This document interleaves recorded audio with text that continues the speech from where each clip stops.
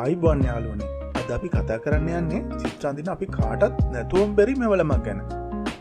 මේ කතා බහ ඉරේසර්ස් එහෙමත් නැත්නම් මකන ගැන.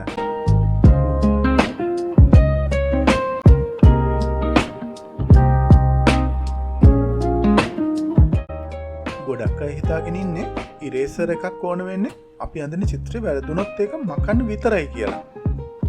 හැබැයි ඇත්තටම චිත්‍ර අඳින ශිල්පියෙකුට ඉරේසර් එකක් කියන්නේ වැරදි හදන ටූල් එකක් විතරක් නෙමෙයි. ඒක තවත් එක ඩ්‍රෝවින් ටූල් එකක්. අපි අඳින චිත්‍රයට ආලෝකය එහෙම නැත්නම් හයිලයිට්ස් එකතු කරන්න, ටෙක්ස්චර් එකක් ගේන්න මේ ඉරේසර්ස් පාවිච්චි කරන්න පුළුවන්. අද වීඩියෝ එකෙන් අපි ලෝකේ ජනප්‍රියම ඉරේසර් වර්ග 5ක් ගැන කතා කරනවා. Kneadable eraser, electric eraser, Tombow No Zero eraser, eraser pencil සහ 4B ඉරේසර් ගැන සම්පූර්ණ විස්තරයක්. තාක්ෂණික කරුණු එක්කම අද දැනගන්න මේ වීඩියෝ එක ඉවරනකම් බලන්න.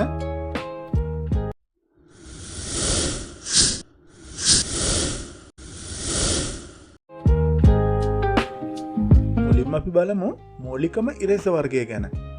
සාමාන්‍යයෙන් අපි පාවිච්චි කරන සුදු පාට රබර් ඉරේසර් එක. එයි අපි විශේෂයෙන් 4B soft eraser එකක් පාවිච්චි කරන්නේ. අපි චිත්‍ර අඳිනකොට පාවිච්චි කරන 4B, 6B, 8B වගේ පැන්සල් වල මිනරල් ප්‍රතිශතය වැඩි. සාමාන්‍ය තද රබර් එකකින් මේව මකන්න ගියොත් කොලේ හීරෙන්න හෝ කිලිටි වෙන්න පුළුවන්.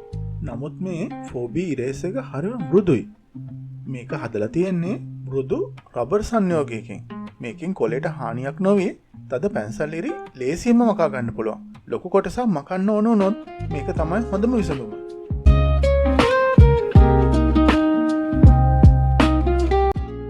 ඊළඟට අපි කතා කරන්න යන්නේ අපිට තියෙන වැදගත් මෙවලමක් ගැන. ඒ තමයි නීඩබල් ඉරේසර් එක. මේක සාමාන්‍ය රබර් එකක් වගේ නෙමෙයි. හරියට මැටි කෑල්ලක් එහෙම නැත්නම් ප්ලේට් ඩෝ එකක් වගේ. මේකේ තියෙන විශේෂත්වය තමයි මේකෙන් මකනකොට ඩස්ට් එකක් එහෙම නැත්නම් රබර් කුඩු හැලෙන්නේ නැහැ. මේක වැඩ කරන්නේ ඇබ්සෝප්ෂන් එහෙම නැත්නම් උරා ගැනීමේ මූලධර්මය මත තමයි. අපි මේක චිත්‍රයේ උඩ තියලා තද කළාම කොලේ තියෙන මිනිරන් එහෙම නැත්නම් ග්‍රැෆයිට් එහෙම නැත්නම් චාකෝල් මේ රබර් එකට උරා ගන්නවා. මේක පාවිච්චි කරන්නේ සම්පූර්ණයෙන් මකන්න නෙවෙයි. චිත්‍රයේ තියෙන අඳුරු ගතිය, ටෝන් එක ටිකක් අඩු කරගන්න සහ සියුම් හයිලයිට්ස් එකතු කරගන්න. ඒ වගේම මේක අපිට ඕන හැඩයකට, ඒ කියන්නේ උල් හැඩයකට උනත් හදාගෙන අපිට පාවිච්චි කරන්න පුළුවන්.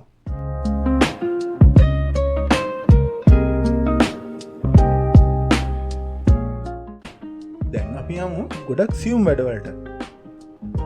මේ තියෙන්නේ Tombow No Zero ඉරේසර් එක. බැලු බැලමට මේක පෑනක් වගේ. මේකේ වර්ග දෙකක් තියෙනවා. රවුන්ඩ් තුඩ නැත්නම් රවුන්ඩ් ටිප් සහ කොටු තුඩ රෙක්ටැන්ගල් ටිප් කියලා දෙකක් තියෙනවා. මේකේ තුඩේ විස්කම්භය මිලිමීටර 2.3ක් වගේ ඉතා කුඩාගයක් ගන්න. ඒ වගේම මේක හදලා තියෙන්නේ හයි ක්වොලිටි ඉලාස්ටෝම කියන ද්‍රව්‍යයෙන්.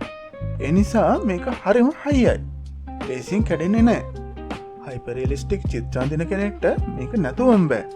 ඇස්වල තියෙන පොඩි පොඩි හයිලයිට්ස් වගේ දේවල්, කොණ්ඩගස් වගේ දේවල්, එහෙම නැත්නම් රැවුල වගේ දේවල් අඳින්න මේක තමයි ලෝකේ තියෙන හොඳම ටූල් එක.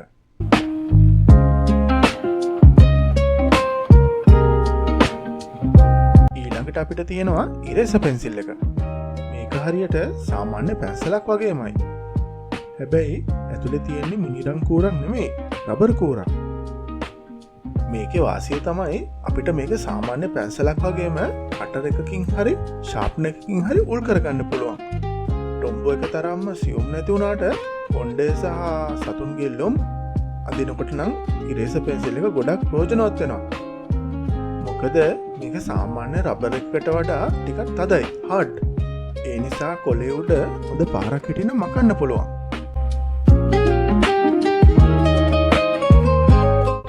අන්තිමට අපි කතා කරන්න යන්නේ ඉලෙක්ට්‍රික් ඉරේසර් එක ගැන. මේක ක්‍රියාත්මක වෙන්නේ ට්‍රිපල් A බැටරි දෙකකින්. මේකේ තියෙන පුංචි මෝටරය මගින් රබර් කෑල්ල වේගෙන් කරකවනවා. high RPM. අපි අතින් මකනවට වඩා 100 ගුණයක් වේගෙන් මේක කරකවනවා. ඒක නිසා කොලේ තියෙන තදම පැන්සල් පාරක් වුණත් තප්පරයකින් ඉවත් කරගන්න පුළුවන්.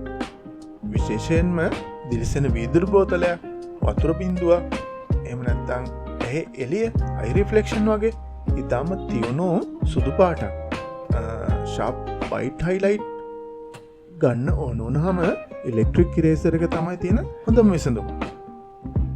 හැබැයි පරිස්සම් වෙන්න, එකම තැනක වැඩි වේලාවක් අල්ලන් හිටියොත් කොලේට ඩැමේජ් වෙන්නත් පුළුවන්.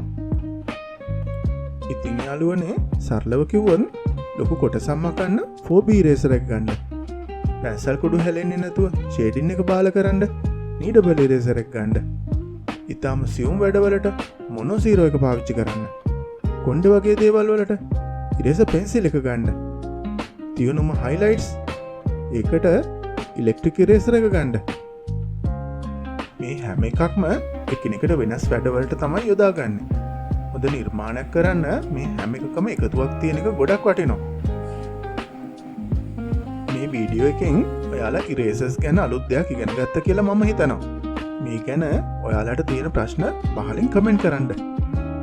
වීඩියෝ එක හොඳයි නම් ලයික් එකක් දාන්න අමතක කරන්න එපා. channel එක තාම subscribe කරලා නැත්නම් subscribe කරලා channel එකට එකතු වෙන්න. නැවතත් මේ වගේ වැදගත් වීඩියෝ එකකින් ආයි හමු වෙමු. ජය වේවා ඔයගලන්ට.